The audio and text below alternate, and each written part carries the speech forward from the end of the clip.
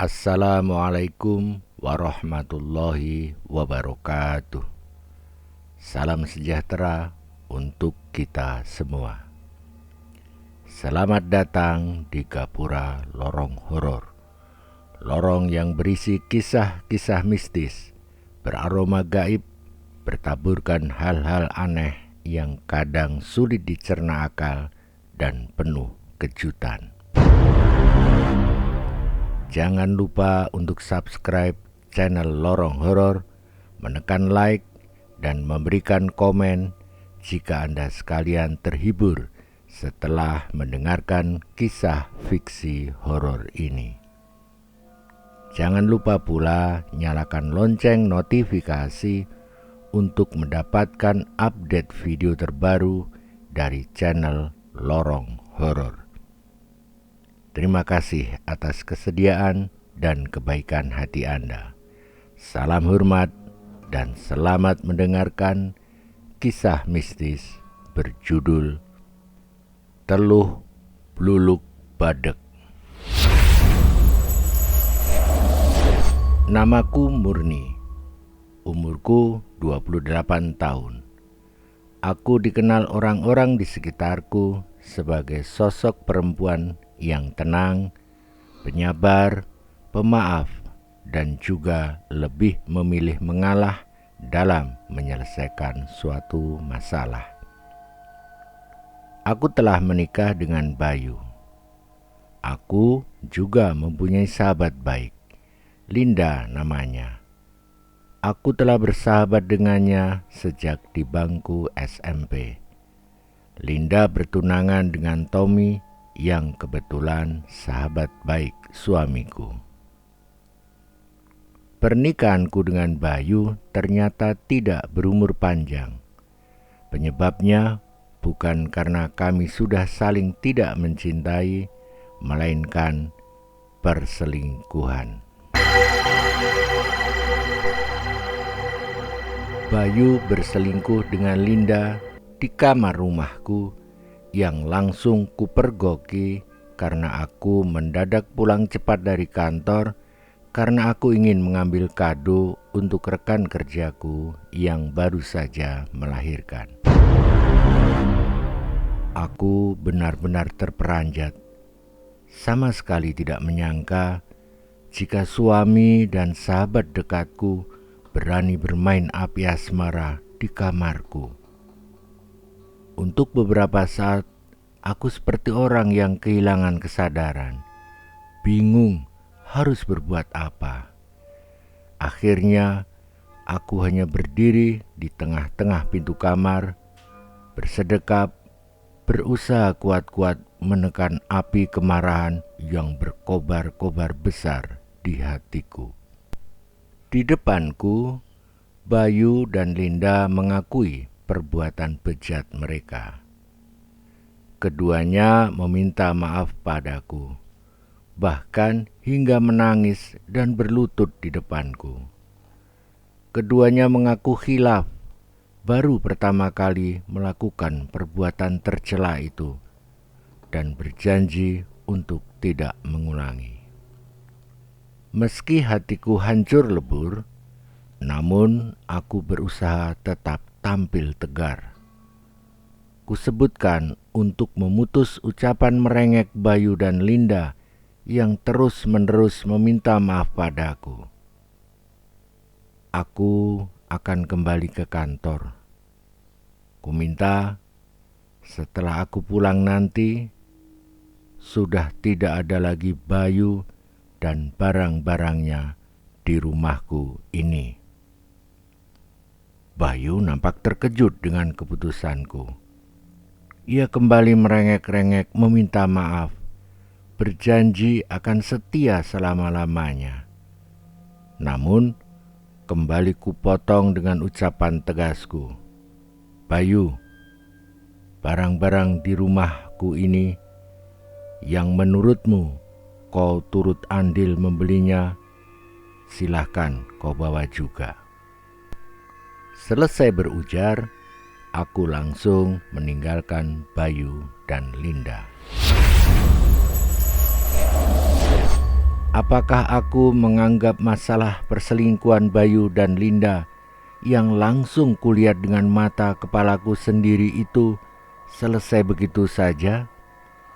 Tidak. Aku pasti membalas dendam perbuatan mereka dengan caraku, meski aku belum menemukan caranya.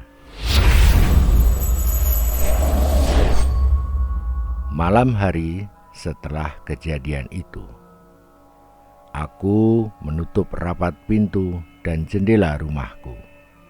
Kunyalakan televisi dan menyetel volume suaranya cukup keras. Sementara di dalam kamarku, aku menangis sejadi-jadinya.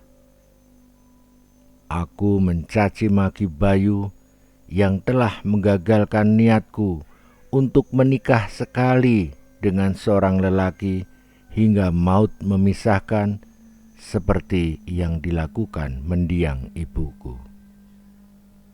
Bayu juga telah gagal menjadi figur suami yang tetap setia dengan cintanya, seperti yang diperbuat almarhum ayahku. Hampir 1 jam aku menangis. Setelah cukup aku menumpahkan kesedihan dan kekecewaanku lewat tangis, ku hapus air mataku dengan sapu tangan. Baru juga kuletakkan sapu tangan itu di atas kasur, ku dengar televisiku dimatikan. Aku terkejut dan heran. Seingatku, semua pintu rumah telah kukunci, jendela-jendela telah kuselot, dan aku hanya sendirian di rumah peninggalan orang tuaku ini. Lantas, siapa yang mematikan televisi? Mungkinkah Bayu yang nekat kembali ke rumahku? Atau jangan-jangan orang jahat? Ketegangan merayap di sekujur tubuhku. Aku langsung mengambil gunting besar dari dalam lemari, menggenggamnya erat-erat dan menunggu di dekat pintu kamarku dalam sikap waspada.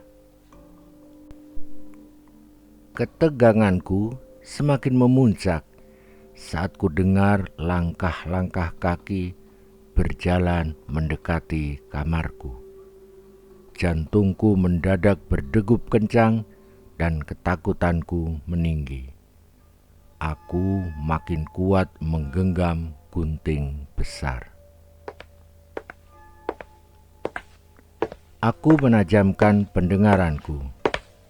Aku sangat terkejut kemudian setelah mengenali suara langkah-langkah kaki itu. Suara langkah kaki yang tak lagi kudengar sejak 3 tahun belakangan ini. Tapi keraguan mulai menyelimuti hatiku. Mungkinkah itu suara langkah-langkah kakinya? Langkah kaki itu berhenti di depan pintu kamarku. Aneh, aku tidak lagi merasa ketakutan. Degup jantungku pun berangsur-angsur kembali normal. Lalu terdengar suara dari luar kamarku. Suara yang sangat kukenal dan tidak lagi kudengar 3 tahun belakangan ini. Suara ibuku.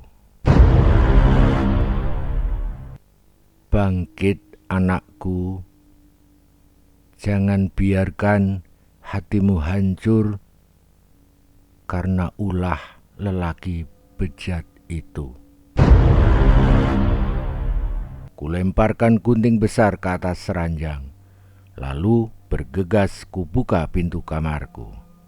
Namun, tidak kutemukan sosok ibu atau siapapun juga di depan kamarku. Ibu, ibu, ibu, panggilku sambil menatap berkeliling. Aku berharap ibu muncul, atau setidak-tidaknya menjawab panggilanku. Tetapi beberapa saat aku menunggu, harapanku itu tidak terwujud. Aku bergegas keluar kamar. Aku mencari ibu ke dalam kamar lamaku ketika orang tuaku masih hidup, ke ruang tamu, dapur, hingga kamar mandi. Namun, sosok ibu tercintaku itu tidak kutemukan. Aku hanya berdiri termangu-mangu di depan kamar lamaku. Tak terasa air mataku kembali luruh, air mata kerinduanku pada ibuku. Mendadak, aku merasakan hawa dingin aneh mendekatiku, seperti hembusan angin yang bertiup perlahan. Kurasakan tubuhku dingin terkena hawa dingin aneh itu. Lalu, tiba-tiba aku merasakan sepasang tangan menyentuh bauku, kemudian mengusap-usap lembut leher belakangku beberapa kali, seperti yang dulu biasa dilakukan ibu. Entah kenapa, aku ingin semakin lama merasakan sentuhan dan usapan lembut yang kini kurasakan. Aku tak ingin buru-buru menoleh ke belakang. Aku takut ibu akan kembali menghilang seperti tadi.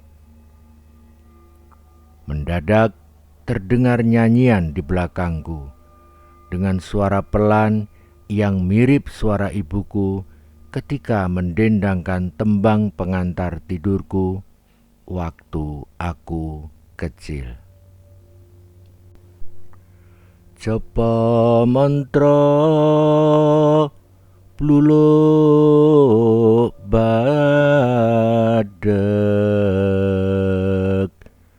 japa mantra bluluk badhek.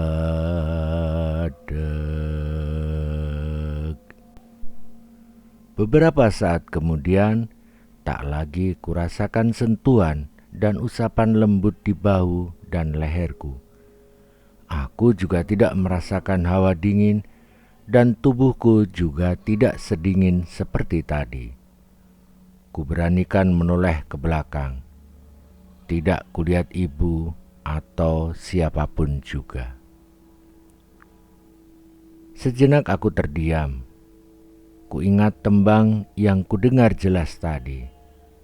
Sejenak berikutnya setelah kurenungkan, aku langsung menjentikan jari tengah dan ibu jariku. Aku telah mendapat petunjuk untuk membalas dendam pada Bayu.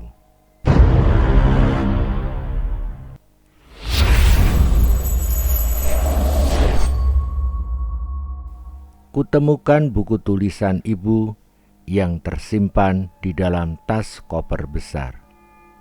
Masih asli tulisan tangan ibu sendiri, termasuk tulisan untuk judul buku itu. Judulnya Pusakaning Wanudya. Aku ingat ketika aku masih duduk di bangku SMP, ibuku berpesan sambil memegangi buku tulisannya itu. Anakku, jika kau disakiti lelaki, kau bisa praktekkan isi buku tulisan ibu ini hanya jika kau tidak lagi menemukan cara untuk membalas sakit hatimu. Namun ingat, jangan kau sembarangan menggunakannya. Perlahan-lahan aku membuka dan membaca buku tulisan ibu. Aku terhenti pada bagian buku yang menguraikan apa yang ditembangkan ibu barusan. Japa mantra bluluk badhek. Segalanya sepertinya telah disiapkan ibu untuk melakukan ritual teluh bluluk badeg. Di dalam tas koper besar itu, aku menemukan kain kafan sepanjang 2 jengkal tanganku, benang berwarna hitam dan putih, serta potongan tali pocong. Aku tinggal mencari bluluk atau buah kelapa yang masih kecil sekali dan celana dalam bekas pakai Bayu. Kedua barang itu mudah kudapatkan. Bluluk banyak berjatuhan di halaman belakang rumahku. Sementara di dalam mesin cuciku, kutemukan celana dalam bekas pakai Bayu. Bisa jadi Bayu terburu-buru keluar secara terpaksa dari rumahku kemarin siang hingga tak sempat mengambil celana dalamnya dari dalam mesin cuci. Ritual teluh bluluk badeg pun siap kulakukan. Aku membaca Jopo Montro bluluk badeg seperti yang tertulis di buku tulisan ibu pada setiap benda untuk ritualku. Setelah itu, aku membungkus bluluk dengan celana dalam bekas pakai Bayu. Lalu kembali kubungkus dengan kain kafan. Kedua ujungnya aku ikat dengan benang putih dan benang hitam.